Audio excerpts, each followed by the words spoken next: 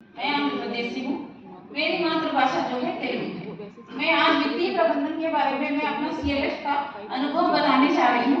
मैं उससे पहले अपना थोड़ा सा एक छोटा सा अनुभव मैं अपना खुद का शेयर करना चाह रही हूँ। मैं जब मतलब जैसे 17 साल की उम्र थी, उस टाइम में समूह का बुक कीपिंग करना शुरू किया था। उस टाइम में मेरी मम्मी समूह में थी, जो उनका बुक कीपिंग करने के लिए कोई नहीं मिला था। उस टाइम मुझे उन्होंने पूछे थे कि आप बुक कीपिंग कर लोगे। उस टाइम ये सब मुझे पता नहीं था। मैं कुछ हंसती थी उनका समूह का देख के कि ये लोग क्या करते हैं, मीटिंग वगैरह करते हैं, परिचय देते हैं। तो उस टाइम में थोड़ा हंसती थी। तो उस टाइम उन्होंने मुझे बोले कि आप बुक कीपिंग कर लोगे, थोड़ा बहुत पढ़े लिखे हो। तो उस टाइम में अपना बुक कीपिंग का जर्नी अपना समूह के साथ मैंने स्टार्ट किया है। उस समय में बुक कीपिंग का ट्रेनिंग लिया है, बुक्स ऑफ रिकॉर्ड कैसे लिखते हैं। उस ट्रेनिंग के लेने के बाद मैं समूह का बुक्स ऑफ रिकॉर्ड लिखना चालू किया। उस टाइम मुझे ये अकाउंटिंग क्या होता है, आय व्यय क्या होता है, ट्रायल बैलेंस क्या होता है और संपत्ति दायित्व क्या होता है, मतलब बैलेंस शीट क्या होता है, ये सब मुझे पता नहीं था। जब मैं समूह का अच्छा करने लगी, उस टाइम मुझे बीओ का बुक्स ऑफ रिकॉर्ड लिखने के लिए कहा गया था। उस टाइम मेरी शादी नहीं हुई थी, मैं लड़की थी। जब मैं बीओ का अच्छा करने लगी थी, तो मुझे उस समय एक अच्छा मौका मिला था। 2011 से 2019 तक मुझे दूसरे राज्य में, जो मेरा हिंदी अच्छी थी, बुक कीपिंग करने का भी अच्छा था, तो मैंने 2011 से 2019 तक छत्तीसगढ़, मध्य प्रदेश, झारखंड, उत्तर प्रदेश में मैंने पीआरपी के रूप में काम किया, प्रोफेशनल और उस गांव में रह के, उस क्लस्टर में रह के मैंने गांव की दीदियों को समूह में जोड़ना, गांव की दीदियों को जो बुक्स ऑफ रिकॉर्ड कैसे लिखना है, कैसा विवश का मीटिंग होता है, कैसा समूह का मीटिंग होता है, कैसा सीएलएफ का मीटिंग होता है। मैं 2019 तक मेरा ये जर्नी रहा। अब मैं अपना जय मंगली संकुल संगठन के बारे में थोड़ा बताना चाह रही हूँ। 2019 के बाद मैं जय मंगली संकुल संगठन की सचिव बनी, उसका थोड़ा सा मैं आपके सामने बता दूंगी।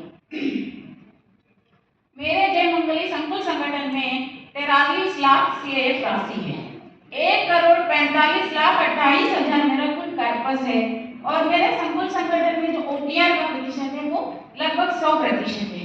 और 80 लाख जो है हमारा आउटस्टैंडिंग है। 60 लाख जो है हमारा स्त्री निधि के डिपॉजिट्स में है। ये हमारा सीएलएफ का थोड़ा सा फाइनेंशियल की जानकारी है। हमारे सीएलएफ में जितने भी ईसी सदस्य हैं और हमारे वीओएस हैं, हमारे अकाउंटेंट हैं, उन सभी को वित्तीय प्रबंधन का प्रशिक्षण सभी को दिया गया है। माने वित्तीय प्रबंधन का जो इम्पोर्टेंस है, उसको कैसा मैनेज करना है, फाइनेंशियल मैनेजमेंट कैसा करना है, ये सभी हमारे सभी ईसी मेंबर्स को प्रशिक्षण दिया गया है।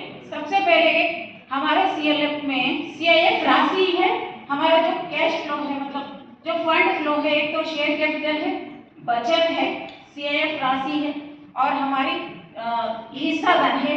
ये हमारा सीएलएफ का जो है फंड फ्लो है। हमारे जो ओटीआर का प्रतिशत लगभग 100% ऐसा क्यों है, जैसे कि उनको पहले ही इन्फॉर्म करना, जो उनका मीटिंग आता है उनको पहले ही हम इन्फॉर्म कर देते हैं कि इस महीना उनका कितना वापसी आना है। ऐसा उनको इन्फॉर्म करके हम अपना सीएलएफ में उनका रिकवरी लेके आते हैं। और पार, जैसे पार माने पोर्टफोलियो एट रिस्क, मतलब वो 30 दिन जैसे पार हो जाता है पार का, अगर वो 30 दिन ही हम रोकेंगे तो वो 60 दिन हो जाएगा, 60 से लेके 90 हो जाएगा, तो और ज्यादा मतलब रिस्क में जाने की होता है। इसीलिए हम क्या करते हैं, हर महीना जो है पार का रिपोर्ट बनाते हैं ताकि 30 दिन के ऊपर न जाए। और जैसे ही पार का रिपोर्ट बनता है, वहां पर हमारी जिम्मेदारी स्टार्ट हो जाती है। जैसे हमारी कमेटी हो गई, जैसे हमारे अकाउंटेंट हो गए, हमारे सीएलएफ की भी हो गए, सब उनको हम कैसा इसको 30 दिन के पार ना होने दे, अगर हो गया है तो उसको हम कैसे वापस लेके आए। इस तरीके का हमारा जो पार का जो मेंटेनेंस हमारा सीएलएफ में होता है।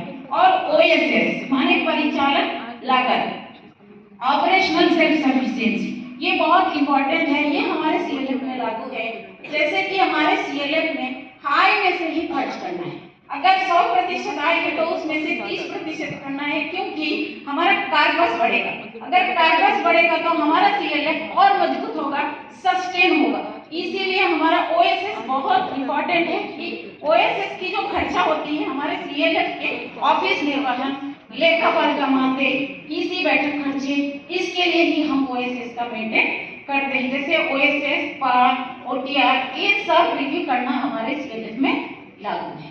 अब हम जैसे लोन देते टाइम मतलब क्या देखते हैं, अगर हम किसी समूह को या वीओ को, जैसे हमारे सीएलएफ में सीएलएफ से वीओ, वीओ से समूह, समूह से सदस्य, ये सीएलएफ का जो हमारा देने का तरीका है, उस टाइम हम ए ग्रेड समूह को ही प्राथमिकता देते हैं।